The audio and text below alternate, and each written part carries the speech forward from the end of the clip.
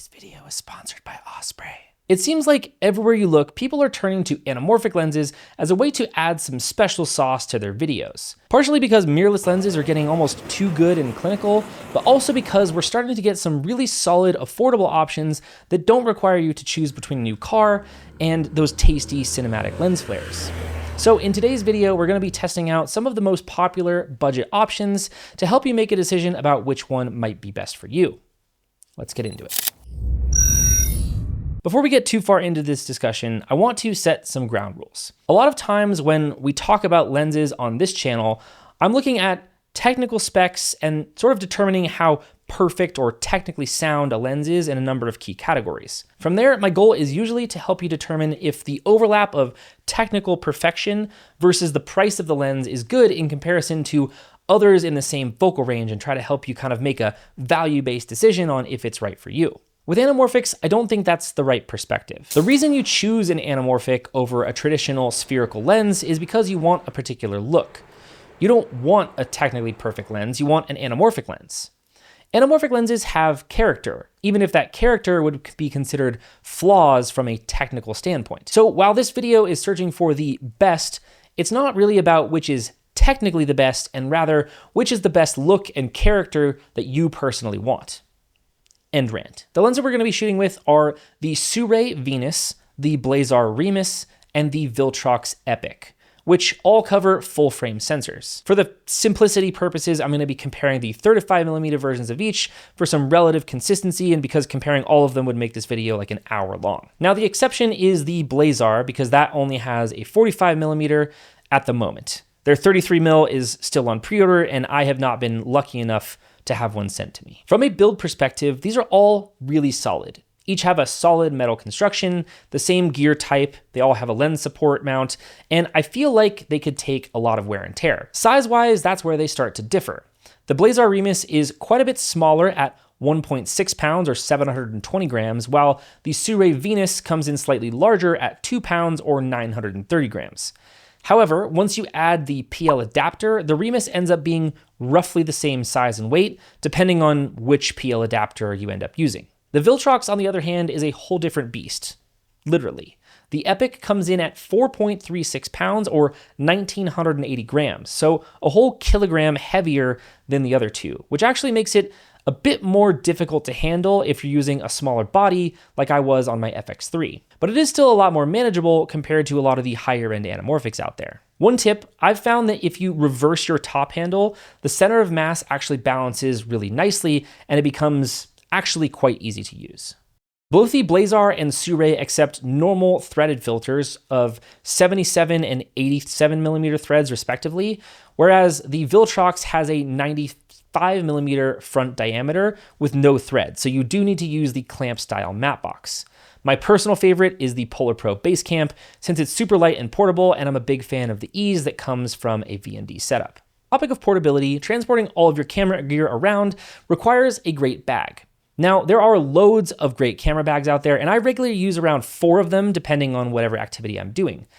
However, the one activity that I've failed to come up with a good solution for is backpacking. I usually just resort to wrapping my camera in a jacket and kind of gingerly placing it on the top of the bag in hopes that it sort of survives. Well, until now. Osprey has just released a new line of photo accessories that are specifically designed to complement their bags. They've got basically 3 different options to choose from. The camera cube is probably the most straightforward. It's an insert that's designed to specifically fit Osprey bags that comes in 2 sizes, a medium and a large. If you want to pack stuff within the sort of main compartment of the bag itself, this is a great option. But obviously that means your gear is sometimes packed pretty deep in your bag, so it'll be hard to remove it quickly if you want your gear sort of ready and accessible. Well, that's where the chest rig comes into play. It's a harness that keeps your camera securely at the ready right in front of you, so you can keep your bag on your back and your arms and hands free while you're hiking. But perhaps my favorite is the photo lid. This one replaces the removable top lid of your pack and swaps it out with the same molded EVA foam that the cubes and the chest rig are made of to keep your gear safe while having it still easy to access. I can fit a camera with a lens and a second lens and a bunch of accessories in there, and it even converts into a waist pack for day hikes. This is now going to just forever replace the top of my backpack. So I'll leave links to all this stuff in the description, and a huge thank you to Osprey for both sponsoring this video and keeping my camera gear safe on these longer trips. Another big difference in the build is the mount options. Sirui built their Venus lenses to be designed specifically for mirrorless cameras, so their mount options are RF, L, E, and Z mount. On the flip side, the Blazar Remus has opted for the more cine standard of PL mount. There are benefits to each approach. If you know you're only going to be shooting with one particular type of mirrorless camera, going for the Sirui offers a huge benefit of not needing to hassle with an adapter. However, I also know many folks are switching between systems or even renting out cinema cameras for a particular project. So the universality of the PL mount on the Blazar is probably a preference if that sounds like it might be like you. The Viltrox Epic sort of sits in between the two, offering both E and L mounts in addition to a PL mount. Okay, so let's start talking about the unique looks that each of these lenses provide, starting with the squeeze factor. The Blazars feature a 1.5x squeeze, which is a nice middle ground. It can produce a cinematic widescreen 2:3:9:1 aspect ratio when paired with a 4:3 or 3:2 sensor like on the Lumix cameras, and it does so without cropping out anything.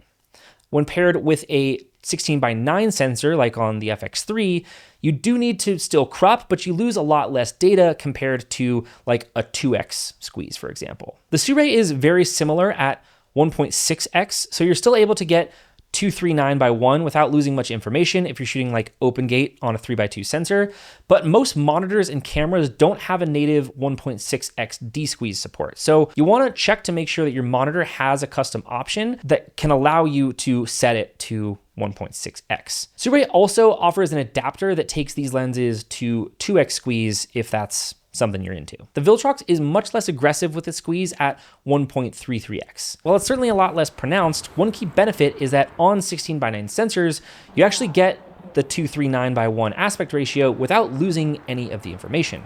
And if you're a FX3 shooter, for example, you also have 1.33x D-squeeze available directly within camera, so you don't even need an external monitor. Now, in addition to having different squeeze factors, where these lenses differ most is in the look that they provide. So let's start with the Viltrox Epic. Overall, the Viltrox has a very clean and elegant look to it. It's got excellent sharpness, even at the corners. It is a little bit softer at T2 compared to like a high-end spherical lens, but honestly, that is to be expected. And then once you get down to T2.8 and above, like it's honestly pretty much sharp all the way through. It has pretty minimal distortion as well, so if you want to frame your subjects on the edges of the frame, you can do so feeling very confident that, you know, you're not going to have like some squished figures on the side. I also never really experienced any real chromatic aberration either, which helps to kind of enhance that very clean look. The 1.33x squeeze means you don't get as much of that anamorphic squished bokeh look, which is typically characterized by that oval shape and kind of helps to separate the background from the subject in that kind of really unique way that only an anamorphic can provide. Much of that oval shape comes from the anamorphic squeeze. So since this is the least squeezy of the bunch, you don't get as much of that look, but it is still present. The flares on the Viltrox are also quite nice. They're technically blue, but the blue isn't really that overpowering. So if you're dealing with a warm light source, it ends up kind of looking a little bit more neutral. And then neutral light will end up looking blue, but it is subtle. The flares are pretty controlled. They're definitely like nice and sharp, but sometimes they do create this secondary flare when the light is coming directly into the lens. All in all, the Viltrox is a really pleasing, clean, and polished look with almost none of those optical shortcomings that are present in many budget anamorphic lenses.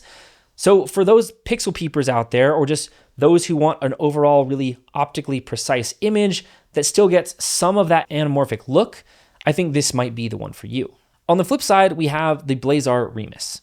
The Remus is far and away the most stylized of the lenses we're testing here, and a lot of that comes from the unique combination of what some might consider flaws. While the Remus does have T2 maximum aperture, it's not particularly sharp wide open. It's actually pretty soft until you get to around T4, which this is filmed on the Blazar Remus at T4. The edges on the Blazar also have quite a lot going on. There's a lot of barrel distortion, a ton of chromatic aberration, and the sharpness falls off quite a bit unless you stop like all the way down. While it's not going to win any awards on the technical side of things, it does create a very interesting look. So as long as you can keep these factors in mind with your composition, like, maybe don't have your subject way off to the side and you have it more center framed like this, you can get a really unique look where you almost kind of have this like swirling background. But if you have a subject that's like moving across the frame, it's almost going to look like they're walking through a funhouse mirror. I'll say the barrel distortion is actually pretty easy to adjust in post, and I'll show you how to do that in just a second. So if that's not your style, it is fixable. A lot of people, however, do much prefer barrel distortion to pincushion distortion for anamorphics. And when coupled with the sort of stretch and the anamorphic bokeh, I think it helps a lot to give the image more depth and almost this sort of like 3D look. Like, yes, there's barrel distortion and aberration and like focus breathing, but your favorite movies and shows have a lot of these things as well. Inception or like Batman Begins. Both of those were shot on Panavision anamorphic lenses. These have crazy barrel distortion and are super soft and distorted on the edges, and they'll run you upwards of $4,000 a day just to rent them. Comparing against Panavision lenses is probably not fair, but these are quite similar in characteristics to like the Atlas Mercury lenses, which are still about 8 times the price of these Blazars. Are these Blazar lenses perfect? Absolutely not. But anamorphics typically aren't perfect. So if you want to achieve this kind of similar look to some of your favorite films at a fraction of the cost, I think this is a really good way to do so. I'll also note that the Blazar lenses have an option when it comes to your lens flare color. You can get amber, blue, or silver. Silver is what I've opted for, and that means that your flares are just going to basically take on the color of whatever the light source is that's causing that flare. Now, if the Blazar and the Viltrox represent sort of two ends of the stylized versus clean spectrum, I think the Sirui Venus kind of sits nicely in between the two.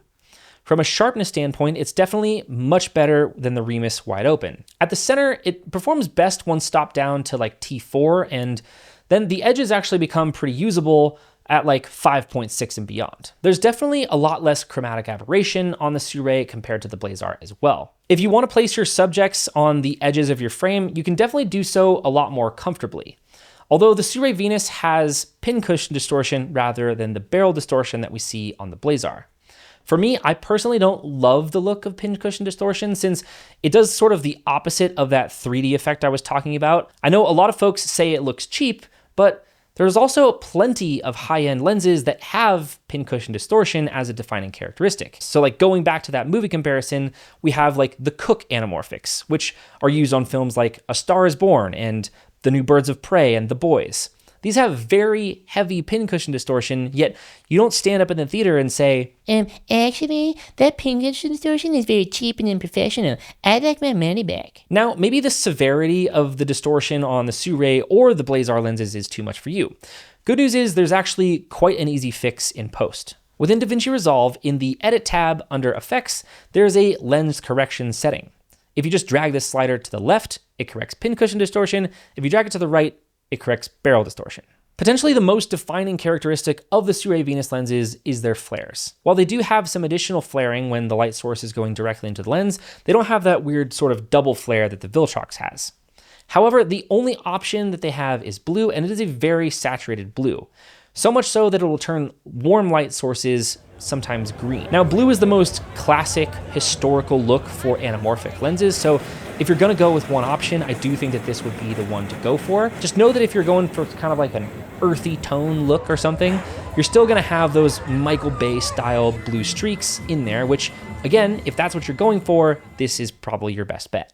So who's a good fit for each of these lenses, and why would you potentially choose one over the others? If you're shooting on a 6-8x9 sensor and you don't want to lose any resolution and you really want that all-around clean, sharp image while still having some of that anamorphic look, I think the Viltrox Epic is probably your best bet. It is on the pricier side at $31.99 US, but if you compare it to all other anamorphics that perform this well, that is an absolute steal. However, if you want more of that stylized look that mimics the Panavision lenses or the Atlas Mercuries that you're probably used to seeing on some of your favorite films, the Blazar Remus is a really great affordable option if you can handle some of those technical imperfections. At just $999 each, these are really an incredible value. But if you want something that's in the middle, or you just want something that doesn't require the hassle of a PL adapter or is really large for your mirrorless camera, I think the Sirui is enough of that anamorphic character without as many of the optical technical drawbacks. Usually they run you around $1,500 each, but I think they have a 25% off sale that's going through like the end of October. So I'll link to all of these lenses in the description if you want to pick some up, and be sure to grab yourself some of the Osprey photo accessories for your next long adventure. And until then, I'll see you in the next one. Peace.